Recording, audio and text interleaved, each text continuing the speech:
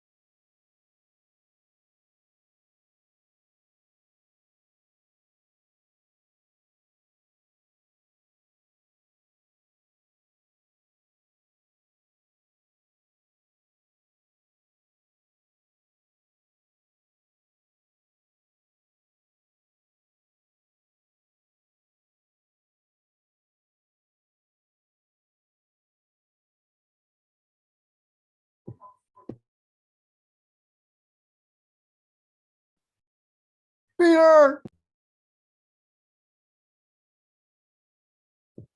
What's up, Brian? Hi, Joan. I can't hear you guys.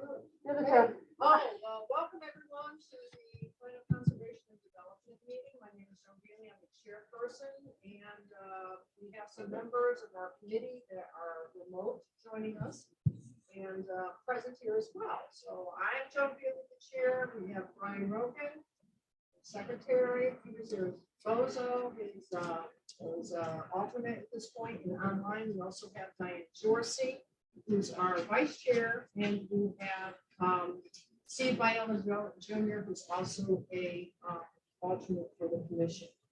And we have Maureen Giusti, who's the planner, and Francisco, and he's our consultant at large. He's in the home as well. Is there something that We want to confirm that they can all hear us. All right. Well, I'm going to ask you, can you all hear us? Yeah, we can hear you. Yay. Okay, terrific. Thank you. All right, so we're calling the meeting to order.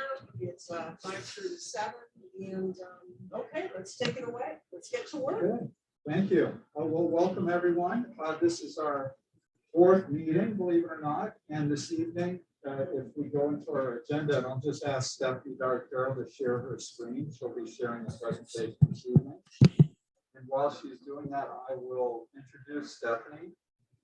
Stephanie is director of our environmental service line. She is also a cultural and historic resource expert with a background in architecture and architecture history. So she has been working on cultural and historic resources for us for this plan, and she'll be giving a big part of the presentation this evening with respect to our findings to date. So if we go to the agenda, next slide. So there it is. It's a very straightforward agenda. We will review your cultural and historic resources, and Stephanie will expand upon exactly what that means. And then I'd like to take a little bit of time to talk about our draft online survey, which is beginning to shape up. And we'll revisit our draft vision statement and then finally talk about next steps. So that being said, go to the next slide, just a reminder where we're at in this process. There we are in January. And we're just on the verge of launching community engagement, and that first big effort will be the online survey. We're roughly midway, maybe a little more than midway through our existing conditions assessment. That's basically all of our research and findings. Parallel to this process is the affordable housing plan, what you see is the AHP. And we are well more than a month into that process with a survey that is now currently online, and you can get to it through the town's websites. And there are also these fantastic flyers that have been produced in support of that. And then, of course, we still have a couple other tasks that are pending. We're working on the existing conditions now, but we haven't started to write the document itself. There's still a lot of work to get to that point.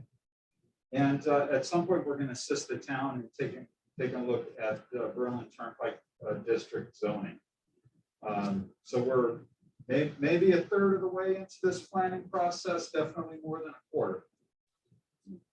So if we go to the next slide, I'll hand things over to Stephanie to give an overview of some relevant information that came out of the 2013 POCD that I think helps frame where we're at, where we're starting from. Okay, thanks, Francisco.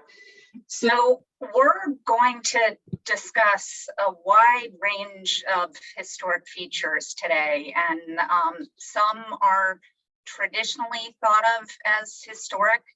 We usually think of historic buildings, but some others aren't always thought of as historic. So elements of landscape, views, things like that. So the 2013 POCD, the conservation goal, I stated that the town wants to preserve and protect key features of Berlin's cultural landscape.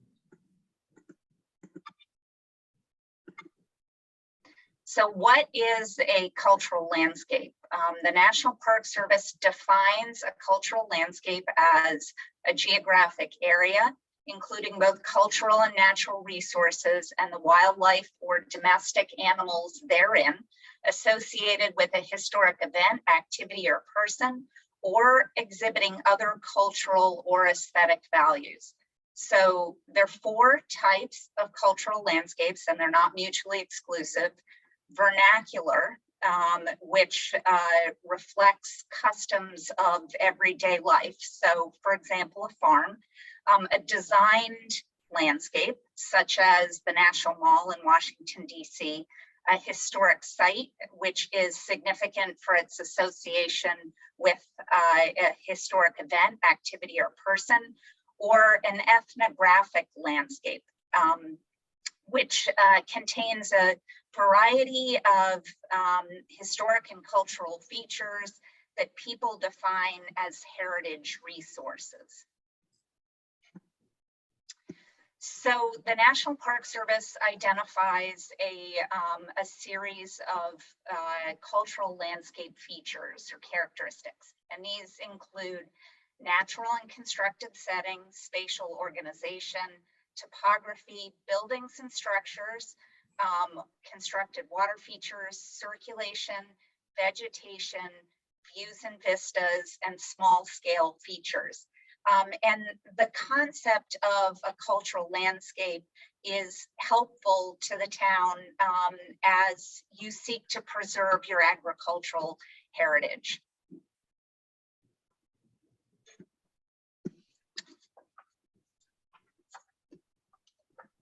So in addition to the cultural landscapes, there are historic properties that are listed at the local, state, and national levels. And there are different types of protection depending on the type of listing. So a local historically listed property, a local historic district, has, along with it, the highest level of potential protection. So the town can regulate changes to the exterior of buildings within these districts.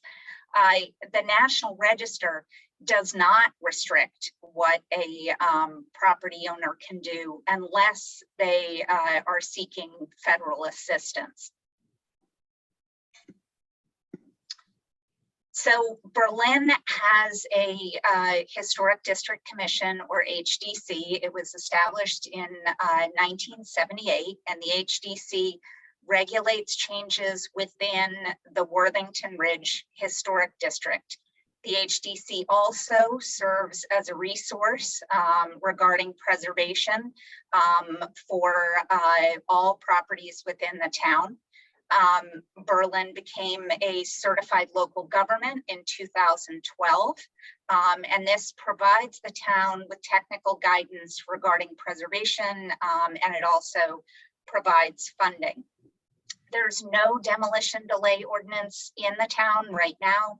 The HDC formed a committee last year to research the feasibility of such an ordinance, but there's no recommendation as of yet. So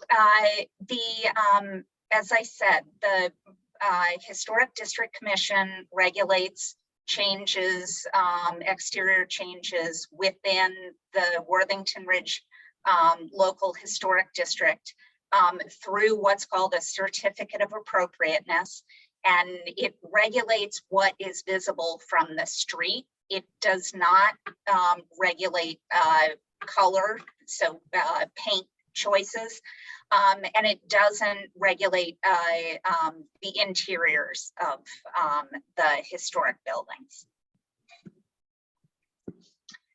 So now we're going to shift from the definitions and the regulations to a discussion of historic properties and historic features. And we've collected a lot of data from a variety of different sources. They're including the National Register. There are 4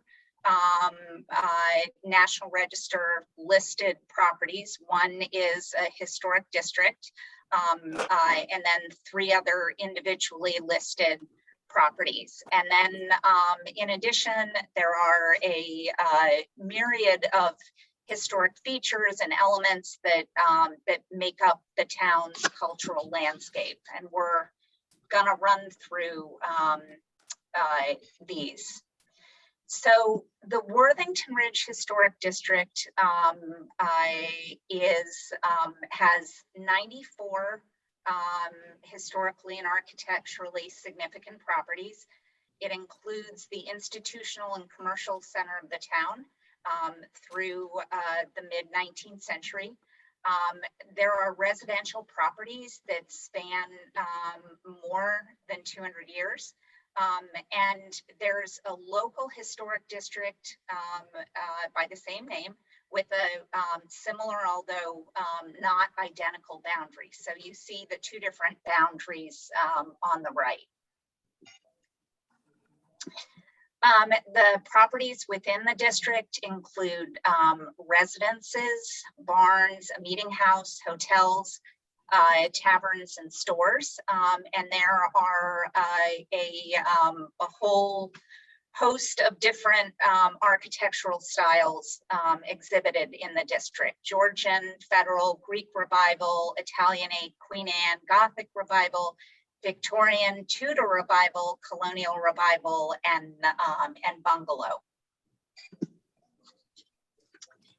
Another National Register listed property is the Ezekiel Kelsey House. It was built in circa 1760, and it's an excellent example of a salt box form, which was a common design in the town during the 18th century. The Henry Hooker House is an 18th century residence that was substantially altered in the Victorian era. The 19th century owner was a leader in the carriage manufacturing industry in New Haven, and it is listed in the National Register. And then the Kensington Soldiers Monument is one of the oldest Civil War memorials in the US. It's on the grounds of the Kensington Congregational Church, and it was designed by the sculptor Nelson Augustus Moore. So in addition to the listed properties, as I indicated, there's a whole multitude of other historic properties and features. In 2016, the town compiled a list of historic assets and pulled them together in a mapped form. We've broken them out into different categories. Some are architectural, so different types of buildings, but others are go to the cultural landscape, so open space and other different types of features. So these are there are historic buildings, historic industrial and commercial properties, including mills here and a tavern. 13 different historic schools, which are spread over the town. Sorry, moving too fast. 11 cemeteries. 9 different markers and monuments. And if you go think back to the my summary of the landscape characteristics, there was something called small scale features, and these markers and monuments would be many of them small scale features. And then green spaces, open space, so parks, fairgrounds, and the like. So in our data collection, we also coordinated with the Berlin Historical Society with Lorraine Stubb, and she provided a list of elements of the town's cultural landscape. And a number of these are were on the previous map, but but most of them are new, are different. So the Seven Sisters Railroad Bridge, the Lustron houses, and I have a second list, including the site of the Seymour Fort, Berlin Iron Bridge, a quarry. So it really is an expansive list of different historic features. As I've already discussed, the agricultural heritage is important to the town. Not that I know of.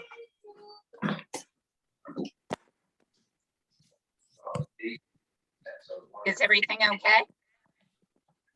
Yeah, I just think somebody's not I muted. posted out there, I said it'd be nice if they were broadcasting it, but nobody came back with anything that they were. I And- think that's Thank you.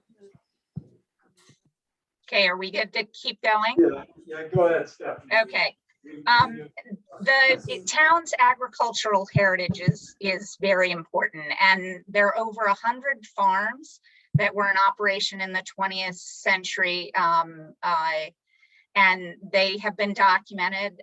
Several are still in operation, and through this planning effort, we're looking to identify both the location of historic farms, but also active farms. And the Historical Society assisted us with a preliminary list of active farms, and we'll be looking to refine and expand this. And then the Historical Society also provided us with some preservation priorities, some properties that they feel are most important for prioritized attention. So they include the Ledge School, the Worthington Meeting House, the Old Berlin Train Depot, the Old Town Hall, the Berlin Iron Bridge spanning the Mattabesett River, the Augustus Moore home and stables on High Road, and historic barns across the town. There was a feeling that they are threatened. So we're looking forward to a continued discussion about preservation priorities as the POCD moves forward.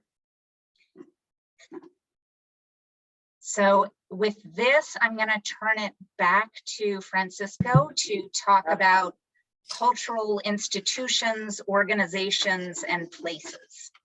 Yeah, thanks, Stephanie. If you could just keep forwarding the slides for me, we'll stay with your presentation. Yep. Stephanie profiled a lot of the historic properties, buildings, monuments that contribute to the town's cultural resources. However, the town's cultural resources are not limited to historic resources. They are also resources that are functioning today and active today, and at some point they may be historic resources as well.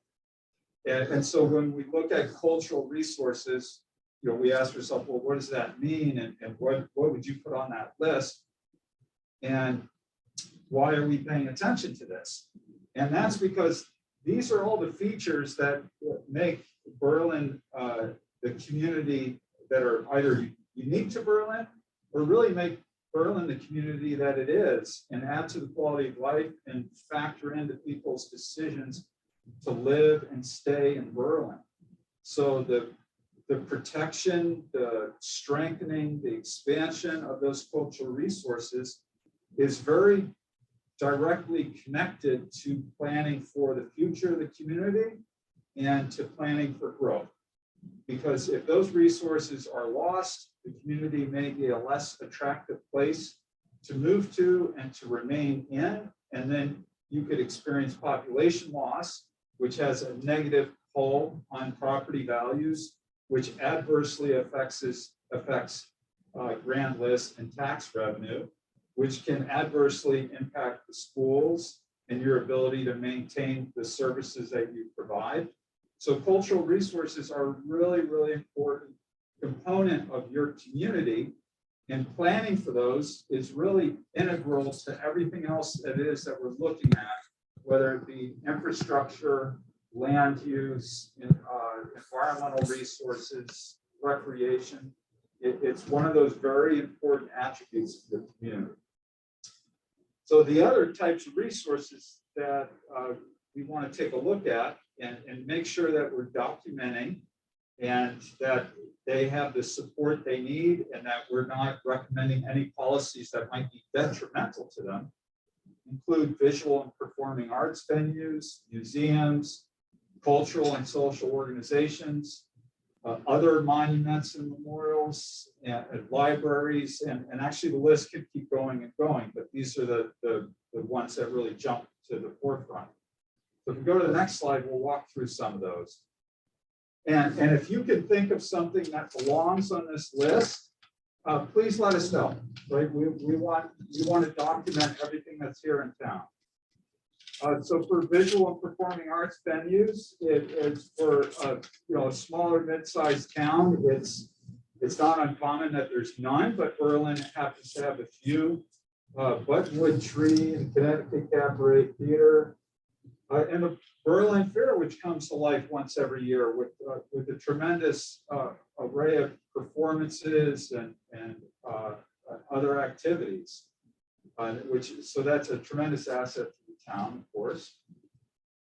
Next, if we go to the next slide, Museums. You have a historical society museum, and you also have a youth museum here. It's named the New Britain Youth Museum, but it happens to be in Berlin. So you have some museum institutions, and if there's another type of museum that someone has in town we don't know of, please let us know. Next slide. Stephanie mentioned many of the monuments and memorials. There are some smaller and bigger ones, some that you may or may not have heard of, that range from the Soldiers Monument to various war monuments, Marine Corps monuments, Esther Woodruff Memorial Butterfly Garden, which I didn't know about, and maybe there's some other gardens that should be on this list. Next slide. Your libraries, right? Right down the road from us is the Berlin Peck Memorial Library, and you have associations associated with your libraries, the Berlin Free Library Association, East Berlin Library Association. Those are a tremendous community resource and a cultural resource. Next. Organizations, and I'm sure this list could be bigger. So please, write it into the chat or send us an email because I'm sure this is not comprehensive.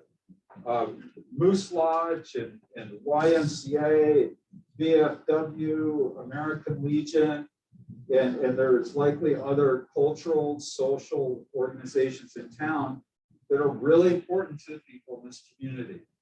And not only are they important in many cases for the role that they have in the community in organizing people and giving them and connecting them to one another, but in some cases, these properties are very important.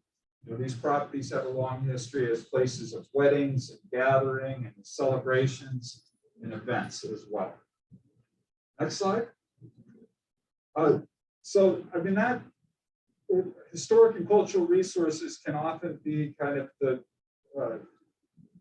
really the thing that people typically have the most difficulty in weaving in to all the other ground that we have to cover in a plan of conservation and development. Usually we're thinking about zoning and infrastructure, but regardless, it plays a very important role. So we're interested in hearing what, if any, concerns that you have surrounding the town's historic and cultural resources.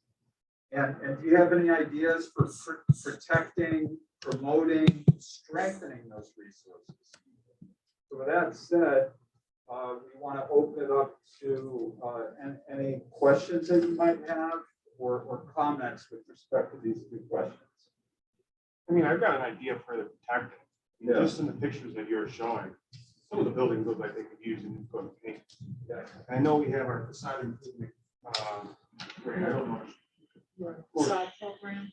Farmington Avenue, I don't know if we could open that up to some of these cultural and historic places to help,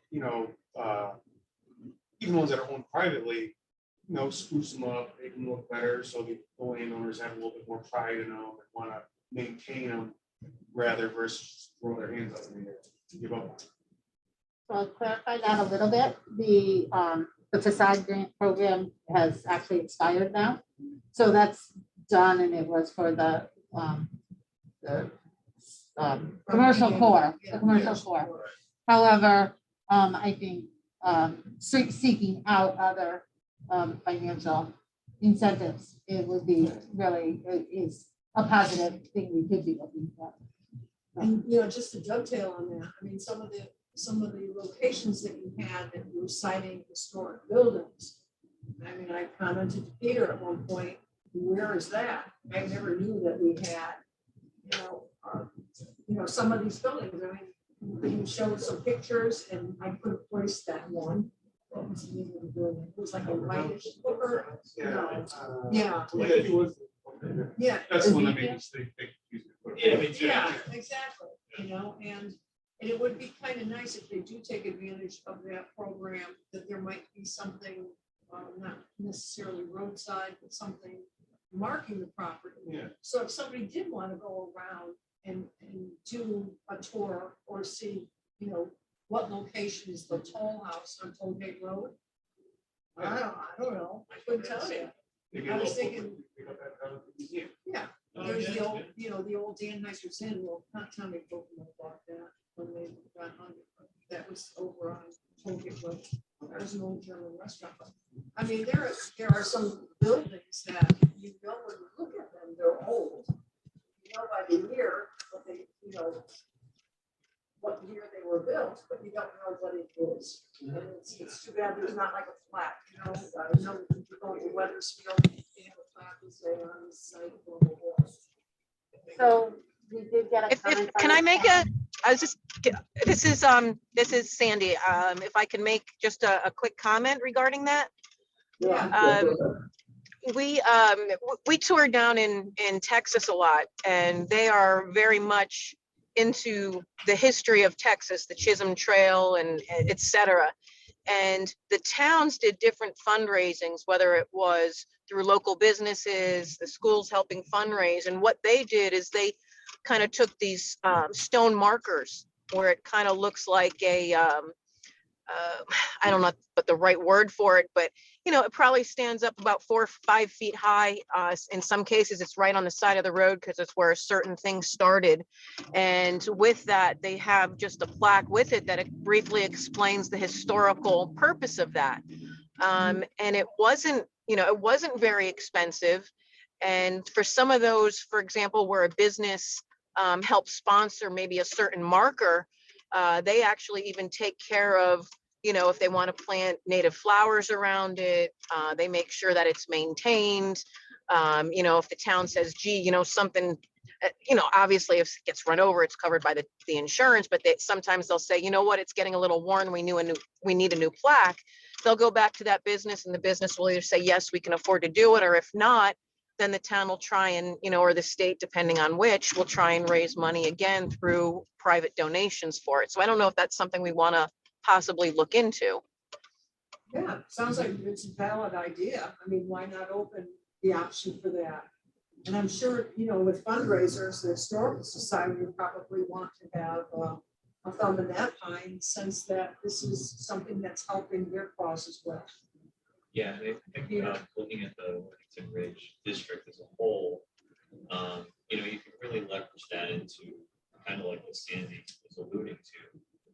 Sprucing up the homes, having some type of guided walk or pamphlet that can be handed out is, I think that Historical Society is in that area as well.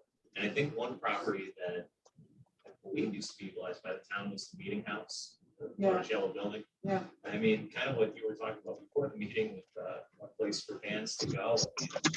Even that property itself would be a decent place to set up, have outdoor venues, indoor venues, and that could kind of be the crown jewel of that entire district and make it more attractive.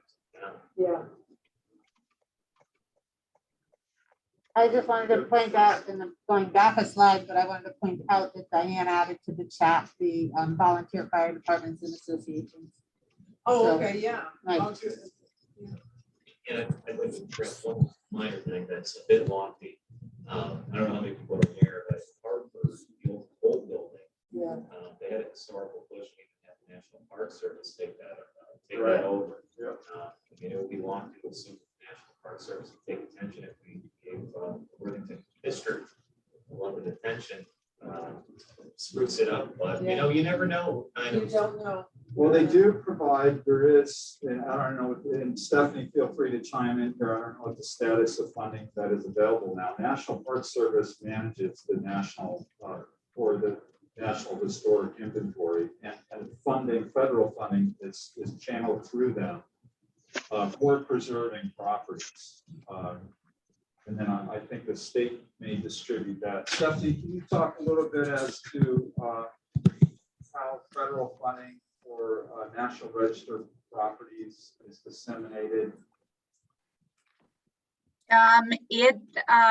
There are federal and state tax credits and for improvements to historic properties. I am not sure what is available right now for individual property, like residential properties. There are a lot for or more for commercial rehab of buildings, but it's certainly something that we can dig into a little bit more and either report back or flesh out in the plan.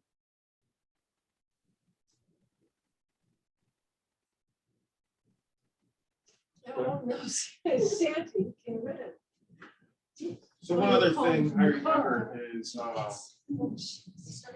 probably a couple of years back, Asplin came by and they had to do some tree clearing on Worthington Ridge, obviously for the safety of the lines. Right. But I remember it caused quite a commotion, and there are still a lot of stumps there left. I know that I remember saying going up to bid, tree grinding or stump grinding for the town. I don't know if Worthington Ridge was included in that, but maybe we could look at getting those, because it's an eyesore on Worthington Ridge. Right. Okay. Getting those big stumps ground, and then, you know, with the homeowner's permission, maybe planting some more native trees to get back that old characteristic that used to feel when you drove down Worthington Ridge. Right. Okay. Are there any other landscape improvements or infrastructure improvements do you think are needed in the historic district to really do a better job of celebrating it, restoring it? I mean, like, I think that really goes back to that facade, you know, there's a lot of like helping out, if we could figure out a way to, state grants, donations, you know, just for Better maintain the buildings. Yeah. Well, going up, if they're taking down the trees because they're a threat or whatever, or they're too old, are they planting new trees? Well, that would, well, you would have I to mean, be should careful we with try- what type of tree you plant, because obviously if they grow big, the light cut them down. But there are trees that only grow to certain heights, so maybe have a little study there. But have in the you least. not noticed new tree planting along Worthington I have. Ridge? I haven't. I think really what it comes down to is that a lot of those trees are really old, so we left stumps behind that were 4 or 5 feet in diameter, even if we just got those cleared up and grass planted, so they didn't stick out as eyesores. Okay, all right. Now, there's another thing, when you were talking about the cultural venues or whatever, or arts venue, I Yes. thought about Veterans Park, which is in the center of town over by Stop and Shop, and it's fairly a new established park. Okay. But that's a great venue with the gazebo. Yeah. If we could get rid of the ducks. Geese or whatever it is, we have to find a way. But I mean, they do events there, they do the Veterans Walk, Okay. luminaries. But if we could set that up for a concert venue, that would be great. So people would have ample parking and they'd be able to go in the center of town and bring their own basket. Or even just these small events for Yeah, parents with kids that want to do something with food. yeah, but it's nice walking path, it goes out to the senior drive and stuff, so they have little bridges and stuff, it's kind of nice. Similar to towns I lived in on the shoreline, they would do like once a month, a concert in the park, when it was Sure. 50s, 80s, whatnot. Yeah. You know, it was free for the town people to go, and the Yeah. attendance was great. It really, Yeah. really And is a brought nice thing neighbors to out. do. Yeah. Exactly. Yeah, That sense of absolutely. community. I think more people are looking for things to do outside too. Yeah, especially in the Yeah. summer. Yeah. But, Okay. yeah, good. so that's one thing. And then I don't know, Good. and I don't know if the old Victory Market, is that an historic building? Is that a registry? It's not Kensington Market, but it's right on the corner by Walgreens. That I believe is an historic building. I have no idea. That was there all the way, I mean, that whole corner is the original spot of the Berlin Fair when my father was in town. That's 100 something years ago. But I don't think it's on the registry, but we do have Lorraine. Lorraine Stone. Stubb is online. She's, not on the committee, obviously, Yeah, but, and for Francisco and Stephanie, she's the vice chair of the Historic District Commission and also on the Historic Society, and is our go-to resource from the staff standpoint. for anything historic. Yeah. So So, she may be able to, if we want to pose her a question, she may be able to answer one or two, yeah. without getting in the mouth of public participation, you know. But she's a valuable resource.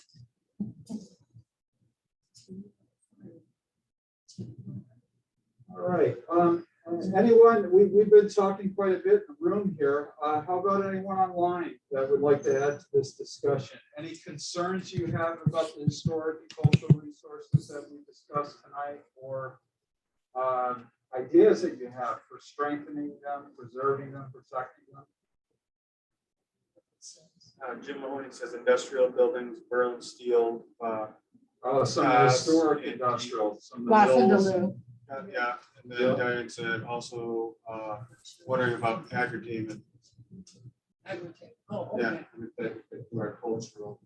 Well, yeah, because Yeah. Makes sense. I think so. Agri-entertainment? Yes, Diane. Yeah. Are there any agri-entertainment uses like weddings on farms or events or anyone using their farm for something that No, but other than farming? But I think there is. Yes, well, there is.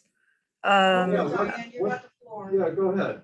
Yeah, our farm has always offered hay rides as an agri-tainment option, in addition to our Christmas tree sales and horse boarding. But in addition to the hay rides, people can do a fire after the hay ride and a cookout. At one point, we were relatively famous for our spooky hayride that benefited up to 22 different nonprofits in the area. So yeah, Okay, we're great. not, there's not a lot of talk about it, but we still do it. Yeah. To Diane's point,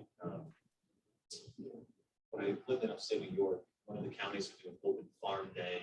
The public could visit a litany of farms in the area, and they would have like, if it was bison farm, they would cook bison, and you could watch the bison as you ate them, I guess. But in a bunch of activities, and activities for children and things like that. So maybe on a town level, if that were something the existing farms would do, it would kind of even just simply bring light to the operational farms we have in town. I don't think a lot of people recognize that. I think a lot of them, speaking for myself, Diane's already said that we would love to do something like that. I mean, we've opened our farm up to, some of the youth organizations and churches in like Waterbury, Bridgeport, et cetera. And we bring the kids up and we'll do either hot dogs and hamburgers or barbecue for them. We'll teach them how to rope and bail, we get them comfortable around the horses and the cows and stuff. And it really, we'll do some, how do you say, not inspirational, but motivational, talking to the kids. And, it's something to share. And I think most people who own a farm feel the same way, that we want to teach people about it. We want to share it with people. So I bet you that the majority of the farms in town would love to do something like that. I also know a couple of years ago, there was someone looking at maybe putting a winery in off of Chamberlain, and they talked about putting a venue there where they could do weddings and things like that. So so even if we can attract something like that, it'd be wonderful. So the zoning regulations were adapted a few years ago to provide for some of that. And what I think Diane may know the year, Jim might know the year, but I think it was about 2016 that some modifications were made to the zoning regulations to accommodate advertisement without having, being a little more easy to get accomplished and have parameters that define what the requirements are. Yeah, so I wanted to add some comments into that discussion.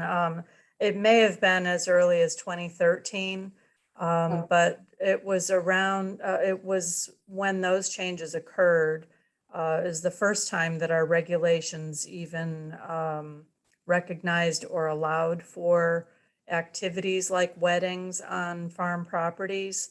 And so if anybody has historically been doing them or those types of activities, it's been quietly and under the radar.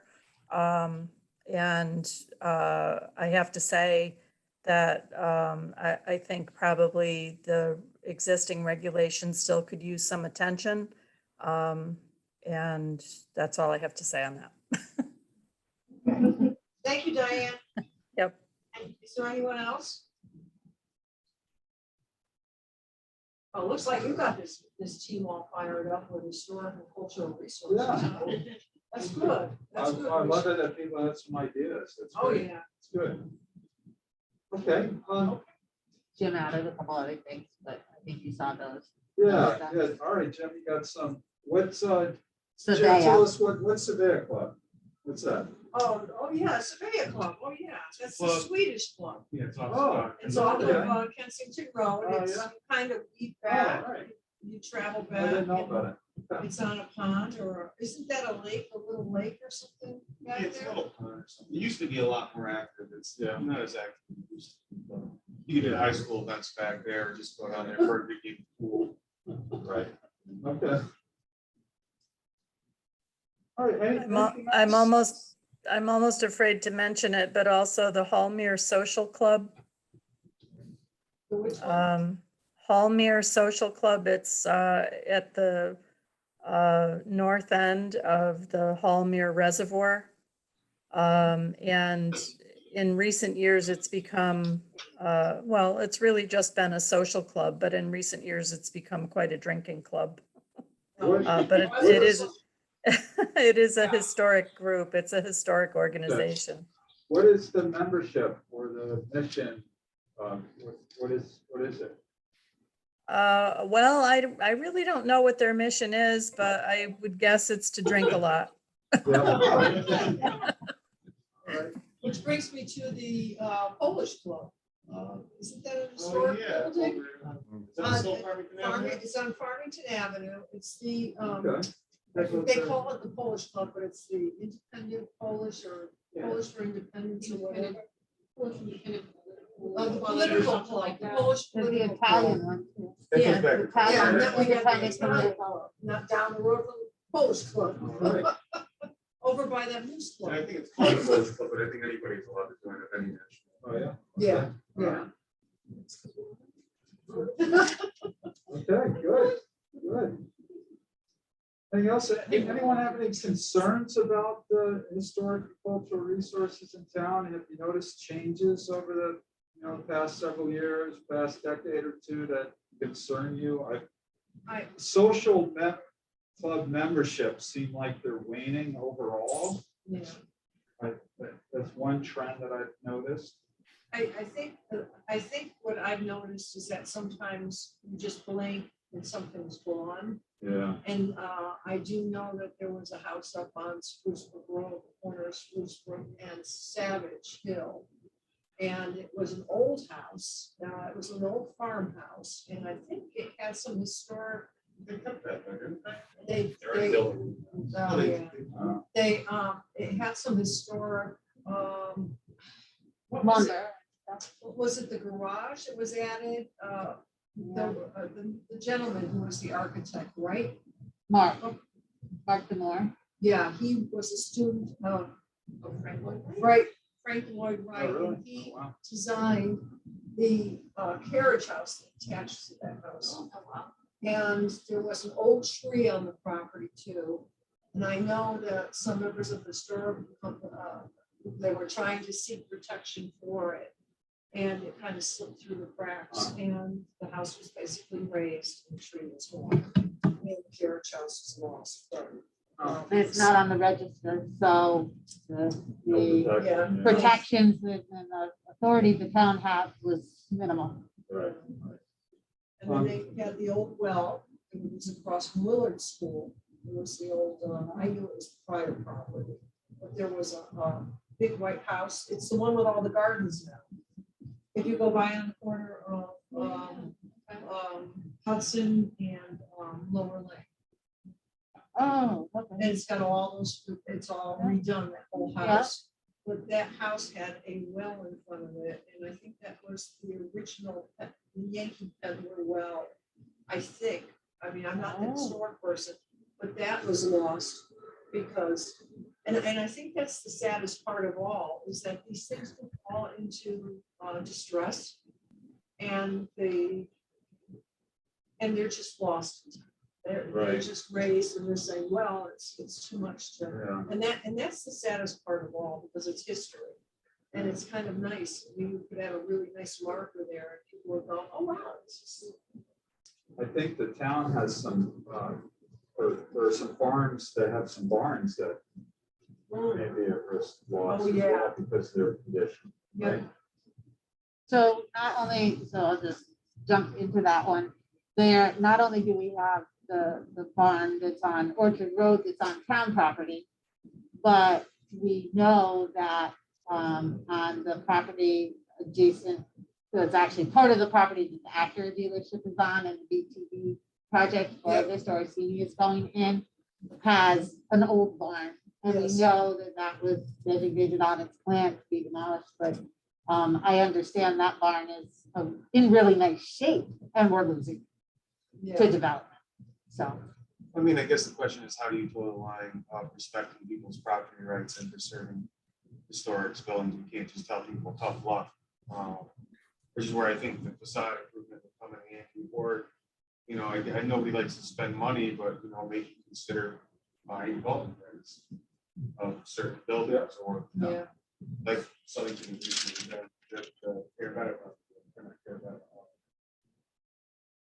So, Care.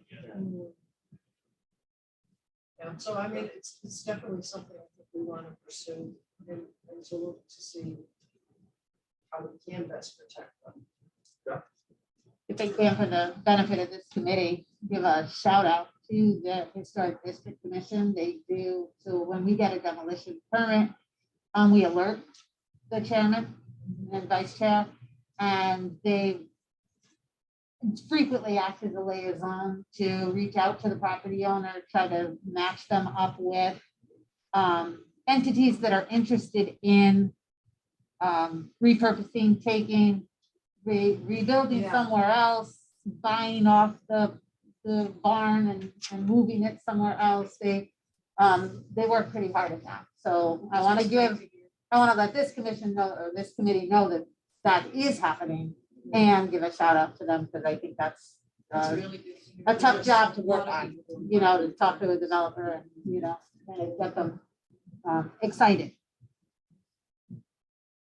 I think from the past 2 or 3 years, one of the things I noticed was even like the older cemeteries that we had in town. You know, when we first moved into town, it was like a wood sign that said this, or little, you know, crayons, you know, Yeah. like, Yeah. and now they People have. buried here, be careful. Yeah, but now they improved the signs on that where now you know what the What it cemeteries is. are, and I'm What like, it's called. that's just, it's nice to see, Yeah. you know, Sure. and I know. I You know, believe the it's, one actually by the railroad tracks by Fort Rock. I Yes. believe that's like on some national registry, one of the most haunted cemeteries. Like, Oh, the they- North- see, now that's something we could Yeah. do at Halloween. Well, you know, there's a You know? Potter's Field down below, Is it a what? a Potter's Field down below. Is that where they play? No, well, no, it's when you have no money, you can't afford a stone, there's people buried down there. That's not, Yeah, yeah, that's- because you have the Norton Cemetery and then that, because now they have a sign designating Potter's Field. And it's like, yeah. Yeah. But anyway, we digress. We have the cemetery commission now, and we've also been getting some small grants from the state to, you know, make small improvements on the abandoned cemeteries that the town by default is maintaining. Jim, does the cemetery commission meet once a month, or is that like a quarterly meeting, or? I'm not sure how often they meet now.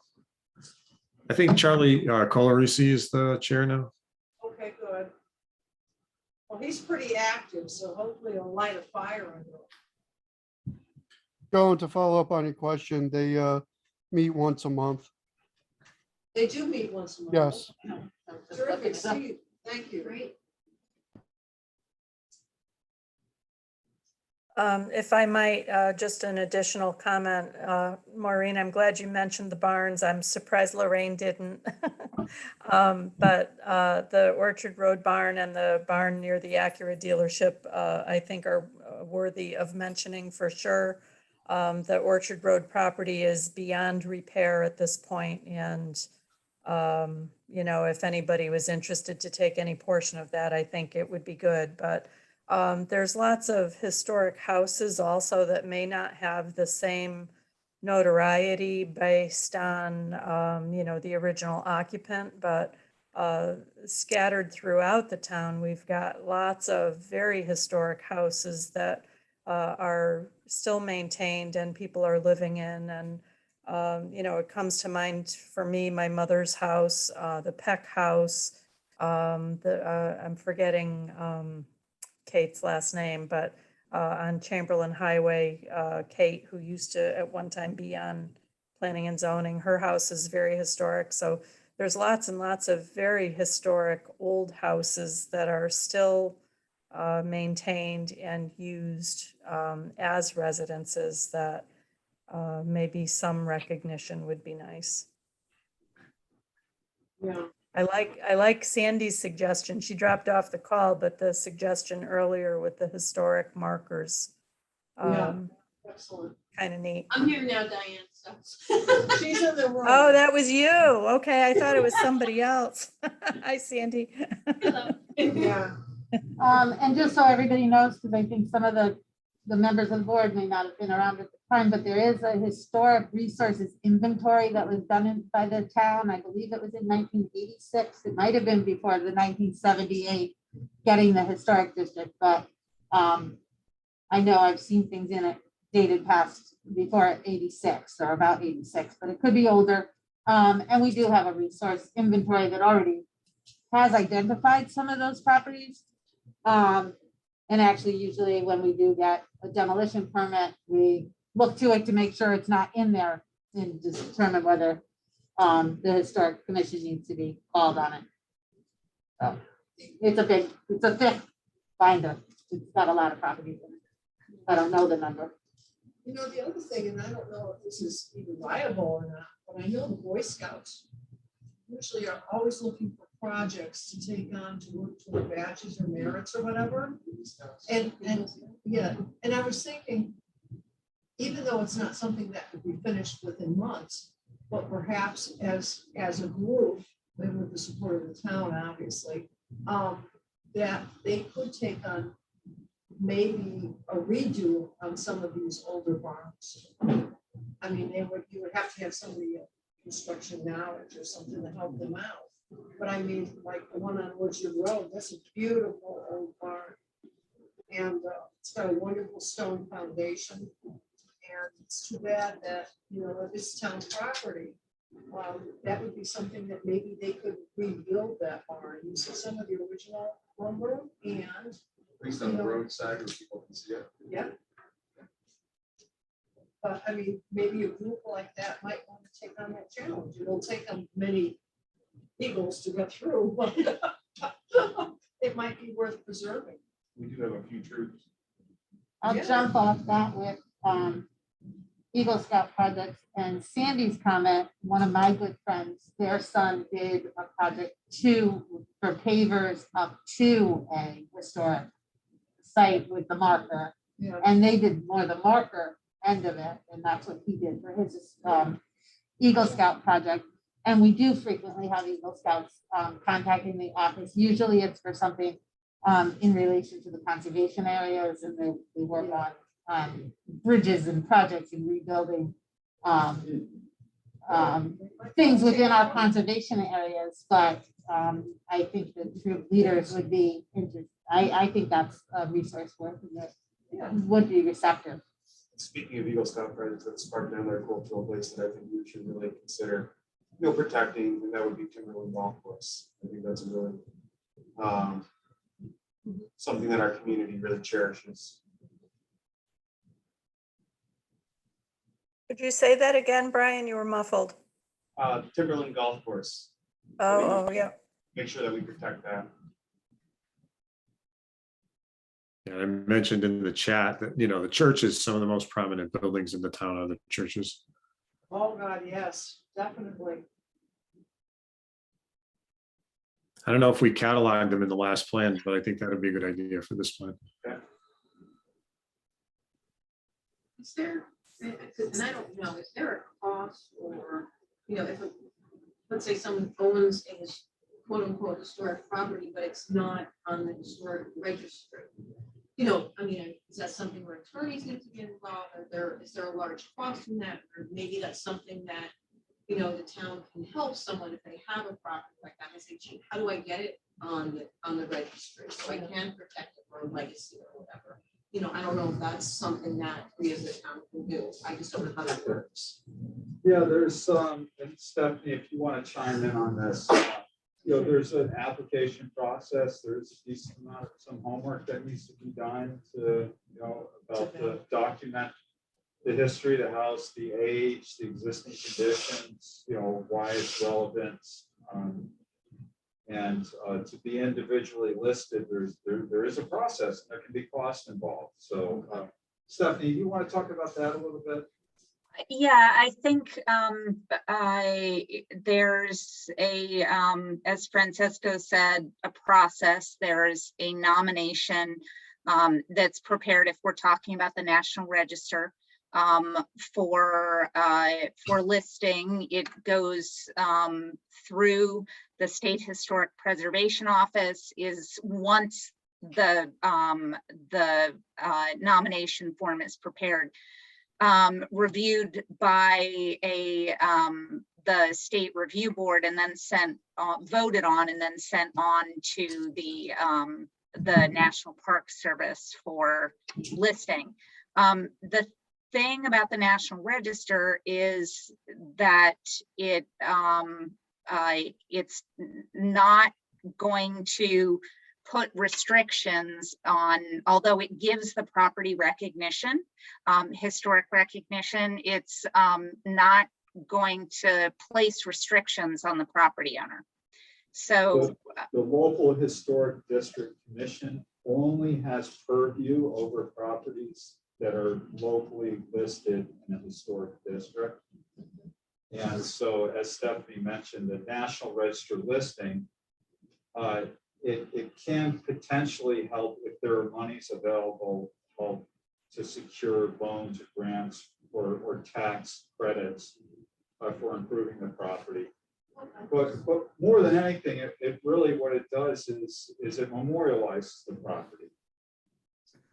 So it just helps secure its place in history, even though there are no real firm restrictions over how that property can be changed, used, demolished. No, but like you said, Yeah. maybe someone who owns it and wants to do work to it and, you know, Yeah. might be looking for a grant that can help with that. Right, It might be right. worthwhile to do something. You know? Yeah. Okay. Yep. I just wasn't sure how that process works. Yeah, so to your point, I think it would make a lot of sense if property owners were connected with someone that could help them with that process, explain to them what the benefits of nomination are, of being on the register are, and if they're interested, helping them prepare, submit an application or a nomination, connect with State Historic Preservation Office. It'd be great if there was some sort of liaison. Now, we talked about it under the open space and conservation, but I think it's worth to mention here, the trail systems. So we've got, you know, Metacomet, Metabesset, and also the New England National Scenic Trail, and that now, you know, is part of that trail system. Right. Yeah.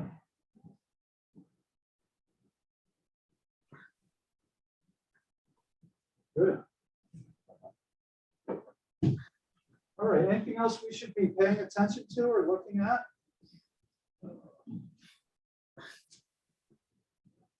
Any questions?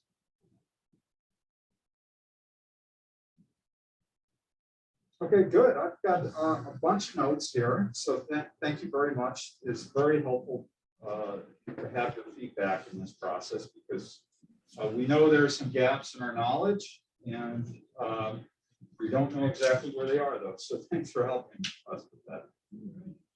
All right, Stephanie, let's go ahead and keep on moving. We have just a few more slides to help orient you as to where we're at in this process.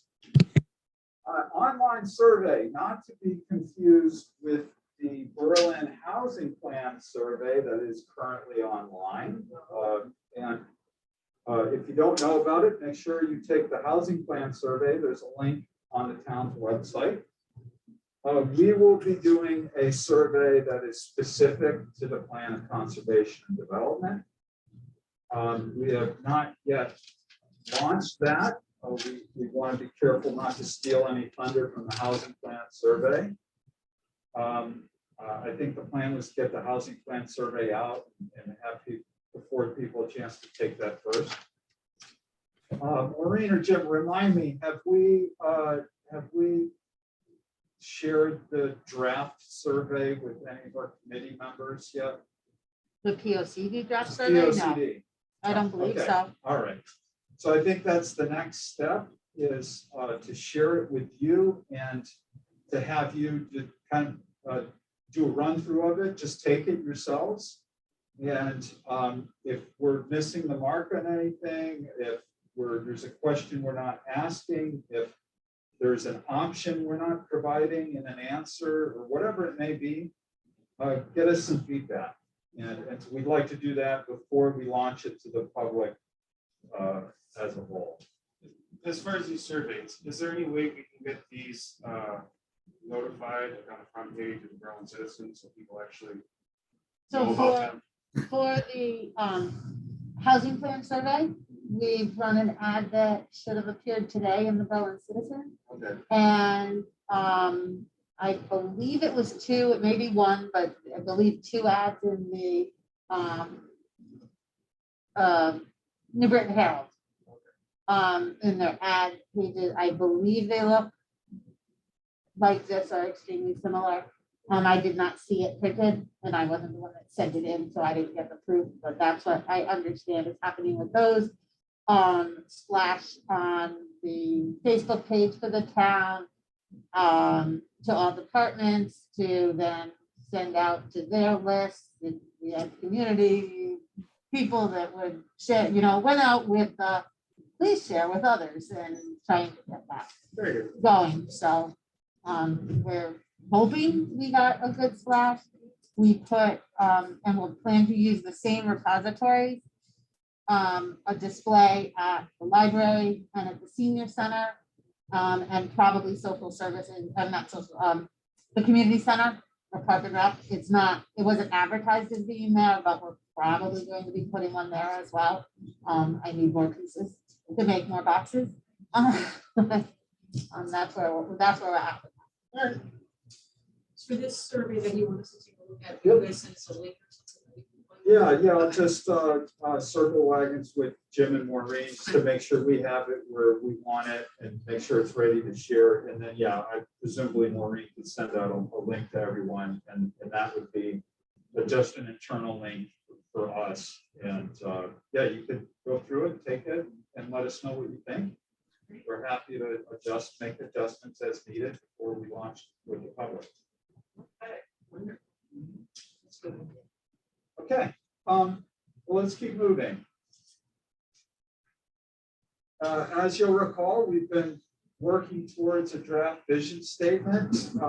This is the same version you saw last month, so there are no changes. But once again, we're going to make this presentation available to you as a PDF. So revisit the vision statement, because as we go through this process, it starts to look a little different to us based upon what we've learned and the discussions that we've had. And so this is a working statement. And so just take some time to read it again and maybe revisit it every month, and we can continue to reshape it to make sure we're expressing what it is that you feel is a community vision. All right, and next slide. So our next steps will be to launch the community engagement effort. That's really starts with the survey. I think because we just launched the affordable or the housing plan survey, it'll likely be more like late January. We launched the POCD survey, but that is our first big move. We also need to start working towards organizing some key stakeholder interviews and focus group meetings. And so the way those work is we gather a group of people similar to this size group. But we reach beyond this committee. We pull in people that are advocates for or experts in or on commissions for things like natural resources, infrastructure, housing, economic development. So we'll host a series of small format meetings focused on key issues. And then, of course, we're also kind of keeping an eye on how things are with our ability to conduct a larger public workshop meeting where we invite the public for a big in-person meeting. And we'll have to see how things play out with Omicron. So it's kind of a week by week thing. We've got some time. We can get the survey going, these focus group meetings going. It's nothing we have to have done within the next month or even two. But I definitely think that by the spring, we'd like to have that done so that as we go into the summer, we have a very strong sense for what the community as a whole thinks and believes are the priorities. And we can start to filter through all that information and really start to write the plan. All right. We continue coordinating mapping. So as we go along here, we've been working with the town's mapping vendor on mapping.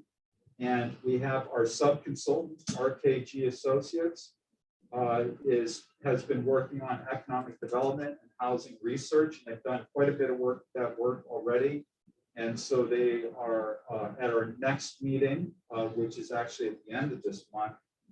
They'll be presenting on economic development. And then I believe in February, it will be on housing, which will dovetail nicely with the housing plan as well. The housing plan has been very active the past couple of weeks. The town's corporation council is leading that effort, Jennifer Coppola, and we're really gearing up. The committee has already met once. They'll be meeting again.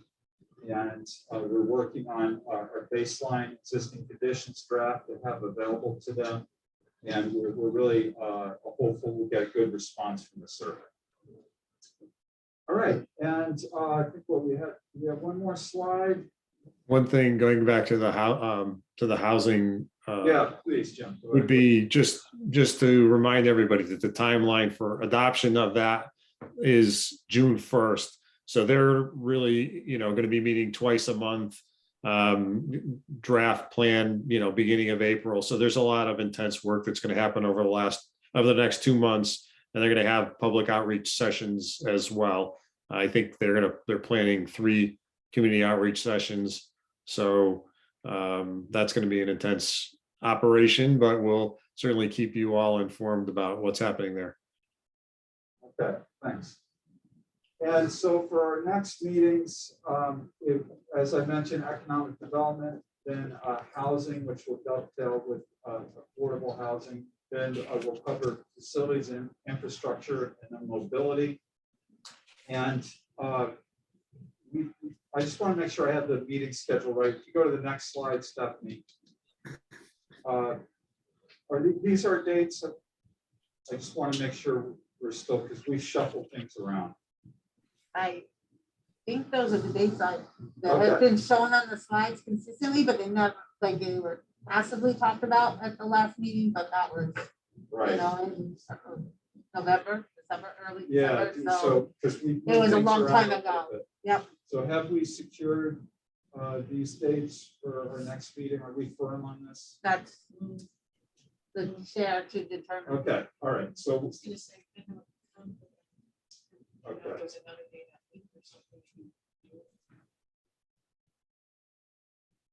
So I'll just remind everybody that when we started this process, we were looking forward to the 4th Thursday to be the meeting date. And what happened over the holidays is we had some glitches with the 4th Thursday because you have holidays and then we have sicknesses and whatever, all the other things that happen. So the 10th was an add-on date to actually make up for January where we didn't find a date that was going to work. Right. because a Thursday didn't initially work in Yeah. January, and then when December got canceled, we ended up with a January meeting. So we still have the 2 in February in order to make up for December, really is what we're still kind of catching up on. But at the same time, it's a work in progress, and some of the meetings have not been on Thursdays. We can work with the town schedule. We just, on the constraint from our standpoint is other commissions meeting and conflicting, and we don't have a room. Because we only have limited rooms with the facility, but generally Tuesdays aren't great. Usually there's a lot of meetings on Tuesdays. Other days of the week, we How about usually Wednesday figure the out. 9th?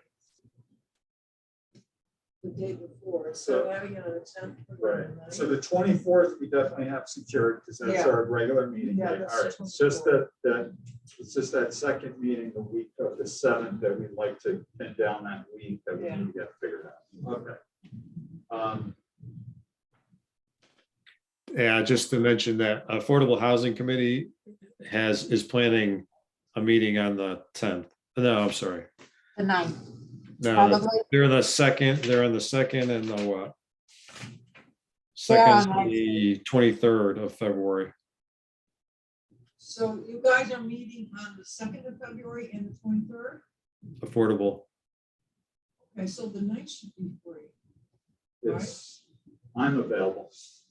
I mean, and then we could start maybe at 5:30 again. Is that a push for people or? I mean, I'm pretty much good with anything, when it's not snowing. I don't, well, if it's snowing, we're all. One thing, we can pencil something in. The one thing I do need to do is I need to check with Eric Yeah. Halverson from RKG, because he'll be giving a good part of the presentation. And I have him holding the 10th, but he doesn't know about the 9th. So Okay, all right, well, let's we see can if we pencil can it do in. the- I can check yeah. with them and get back Yeah. to Maureen tomorrow, and she can get it. Yeah. Okay. Yeah, I have a conflict on the 9th also, so just. Oh, you do? Yes. Okay. What did we say? Jim has a conflict on the 9th. He has a conflict. So, down the 7th, we have a conflict on the 8th. Well, Tuesday, Maureen says Tuesday's not good. Well, generally, they're not always bad, but they're sometimes not good. Well, doesn't the council meet on Tuesday, the 8th? So the 2nd? No, conservation does those, so I have to be at that. I have to run their meetings. How's the 7th? Monday. Historic district meets, I have that meeting on the 7th. Good, 13. Race free on Sunday. Oh, shit. Wait, that might be Super Bowl Sunday. I don't It know. is, I believe it is. Oh, I was just guessing. Yeah, you nailed it. Nailed it. Wow, oh my God. Yeah. Well, sure, everybody will be agreeable. Yeah. No, too. We have that medium screen up upstairs now. Yeah. And I will Unfortunately, I have add to do a that, meeting at half. as far as the 7th goes, I Yeah. see the Economic Development Commission meets that night as well, so that may be, those, that, if that's the topic, Yeah, it is. it, They that, want to join our meeting, that would be a conflict.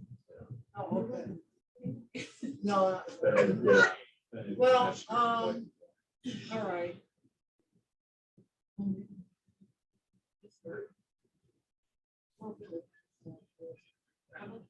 No, you can't do it. The 2nd? mean, our- They may our not be team- ready, that's. The all. second is the Our affordable team housing. is ready. Your team is ready? We've done our homework. Right. We're ready to go. Okay. I mean, if you told me, well, let's do it tomorrow night. No. I'd say, well, I not can't not take that, it. not that ready, but All right, so how about February 2nd? that's the Affordable Housing Plan Committee meeting. Oh, that's right. yeah. No, yeah. First or third, I can do the 1st. Anything works. The 3rd is not good. P and Z is on. Oh, that's right. Maybe the 1st. 1st is okay. How's the 1st look for you guys? So the Council first- meeting. There's a council meeting. and On the Jim 1st? Jim is almost always tied up at council meetings. Again, that's Jim. Well, if it goes the same Amount of time we've done for the council. Yeah, if we plan upon being done by 7. We won't ask too many questions. Yeah, Chris, I'm sure, sure would, try to be available too. At least we'll get the meat of the meeting done before 7. You can start at, I can start. I can start 5, I can start 4:30, but I don't know about anyone else. 5:30 is probably at 5. Yeah, 5:30, do the same call. All right. So what are we saying? We're saying first? Fine for me. So we're gonna say February 1st for now. 5:30. You got that, Jim? Got it. February 1 at 5:30 with plans to be done before 7:30, because the council has to go through roll call, pledge of allegiance, audience of citizens, and everything else. They always put me on the end of the agenda too, so. that works. Oh. I don't know, it's something I did sometime. I don't know what it was, but that's the way it works out. Yeah. Okay. It's the number of items you have. Yeah, maybe. Well, get 2 computers going and get their Zoom meeting. Yeah. And then you listen to ours and just Yeah. watch where they are. There you go. There you go. All right. Okay, All right, well, that so that's it. concludes our presentation. Yay. Back over to you, to close the meeting. Can I make one other Yes, go comment? ahead. So at Conservation Commission meeting this week, and I think I heard the same a few months ago from the Historic District, and obviously, Lorraine did join this meeting, but the Conservation Commission is anxiously anticipating becoming involved in the public, in the topical issues and being involved with this, with the plan of conservation and development. And we've heard that from a number of the Tell them active we have members not- of the community that have in the past participated or had board members that participated on this, on the advisory committee, have indicated that they're anxious to also participate. So We're happy to have I them. think they'll be excited for hearing when those public engagement dates are, and just wanted to share that with everybody. I'm sorry, it's turning from the screen, guys. I hope you can hear me. So Diane and Steve, just to make sure that you know what was settled on, the next meeting will be February 1st. It's on a Tuesday. It'll start at 5:30, and yes, you'll be able to Zoom in, but would rather have you here. Okay, Yep, that works. Okay. no problem. Thank you, guys. Thank you. And don't forget, we have planning and zoning next to the 20th. Yeah, bring your coffee. Maybe. Can't wait. Can't wait. Yeah, I know. And I won't be sick that day, Diane. You better not be. We need you, Alrighty. Joan.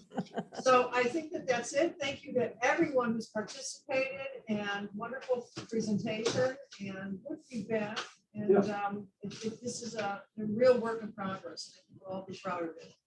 All right. Thank you, everyone. Good night. So we'll call Thank the- you. You have a good night. Yep, good night. 57. Night. All right. Good night, everyone. Thank you. Yeah.